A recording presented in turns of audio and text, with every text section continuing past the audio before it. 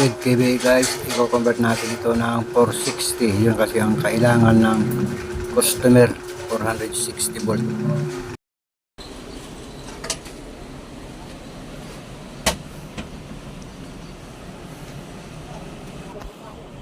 Yan. Ayos. May lilim na tayo. Brother, 8 diretso. Tatanggalin muna natin to kanyang takip.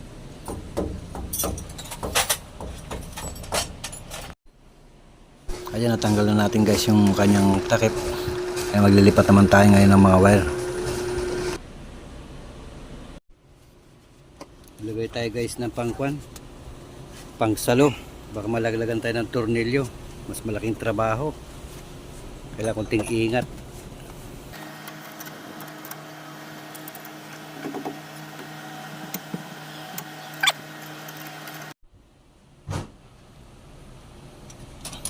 Tanggalan natin guys.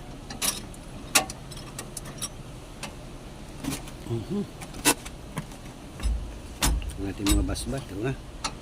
Baka malaglag yung mga bolt. Huwag muna tayo mag-video. Tanggalan natin guys yung kanyang busbar guys. Yung ganito. Ito na lang tatanggalin natin isa. Medyo ingat lang ng konti. At malaking trabaho pag nalaglagan tayo ng bolt. So kaya nut.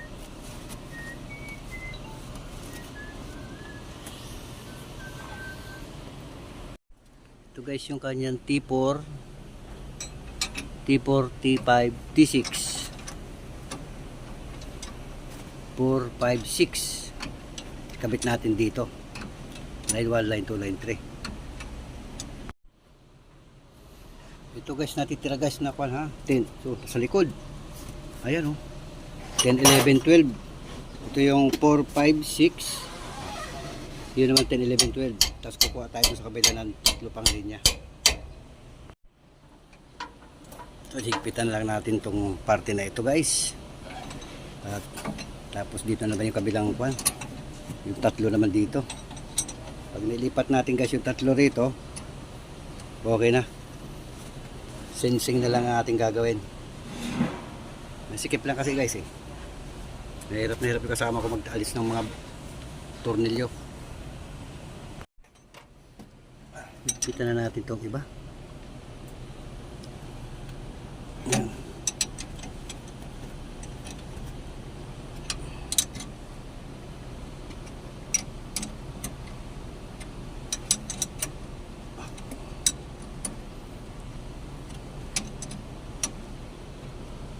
Yan. Ito na guys yung T7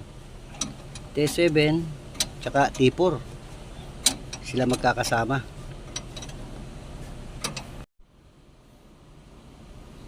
So na guys yung T8.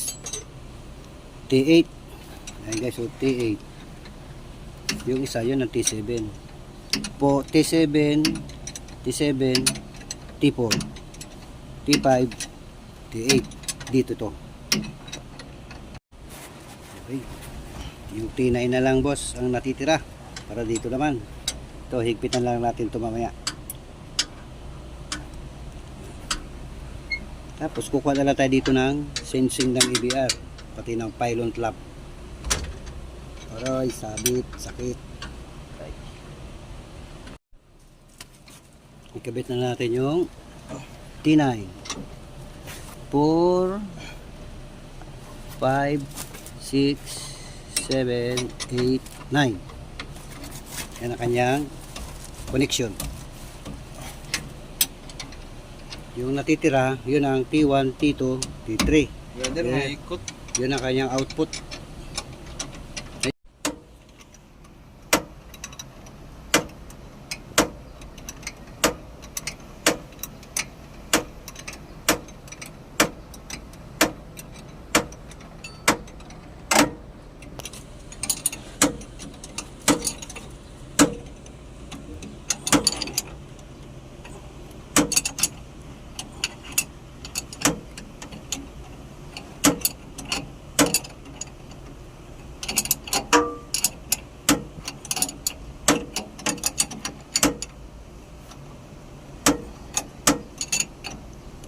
Higpitan na lang ito mamaya. Double check.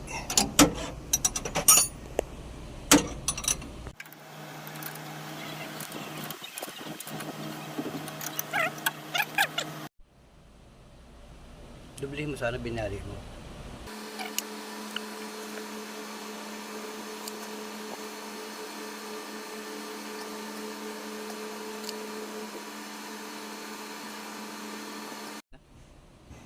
Presenta nga siya, hindi siya sinama. Isa.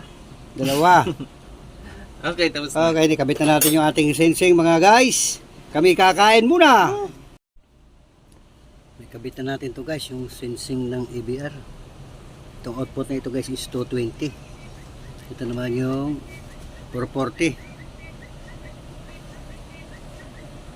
So yung kanyang neutral.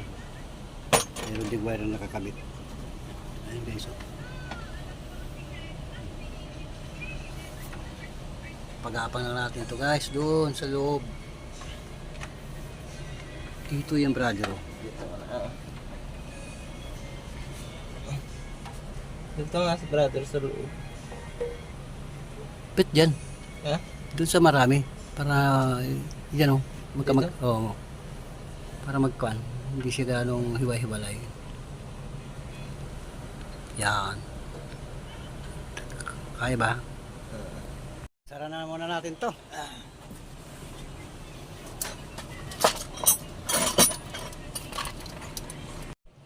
Tapos lagyan mo ito.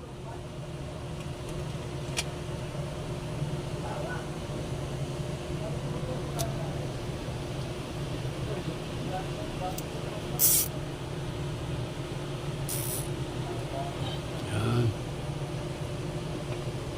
Try ito pa. Para pa. Makuha niya yung kwan.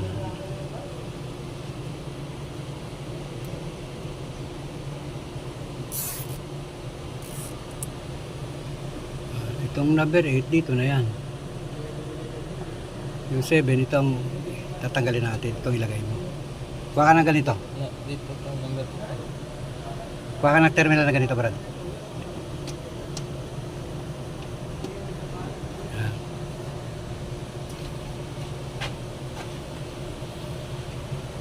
Ito na guys yung ating center tap na 220. Yung isa ito na pinadala namin sa fuse.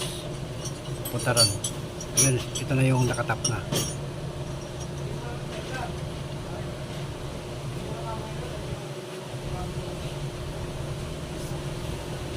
Bali ito yung gagawin natin dito. Kasi ito number 7.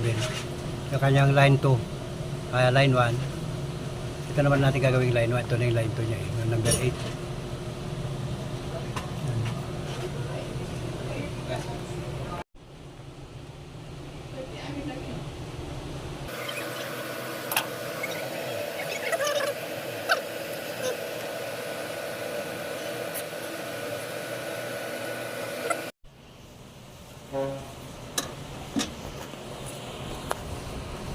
Bali papalitan lang natin guys yung kanyang input ng pilot lamp kasi 440 yun baka mapundi yung ating ilaw.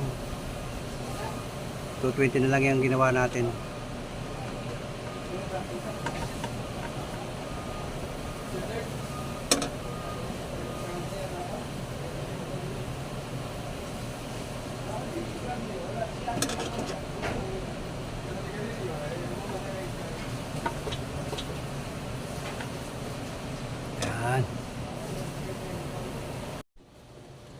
Bali naglagay tayo guys ng step down transformer from 440 to 220 para dito sa kanyang breaker kasi 220 lang kailangan dito. Kasi pag di tayo maglagay niyan, susunugin niya itong breaker. Ay 460 yung kailangan.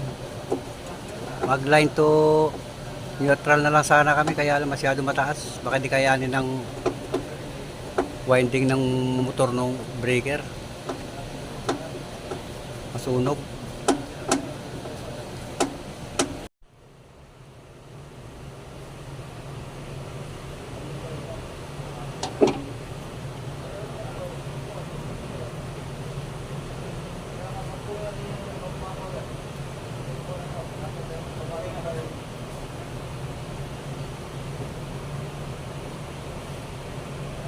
Ito guys, nalagyan na natin ng mga wire saka yung kanyang transformer kasi kailangan natin ng transformer para rito kasi 220 lang ang kailangan niyang voltahe ay 460 yung ating generator kaya naglagay tayo transformer. Iayusin na lang natin to guys kasi medyo magulo pa.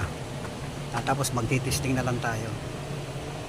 Ito guys, mga iayos-ayos na lang natin ito mamaya, magulo. Tapos mag-testing na lang tayo mamaya guys. Thank you. Ayan guys, na natin layout na yung ating mga wire na magulo-gulo. Okay na siya. Testing na lang tayo.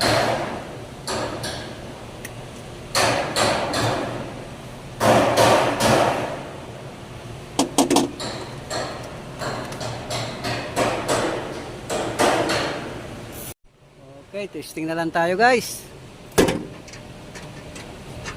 Ay, wag mo na sarap. Testing mo na. Testing na tayo. Start. Start!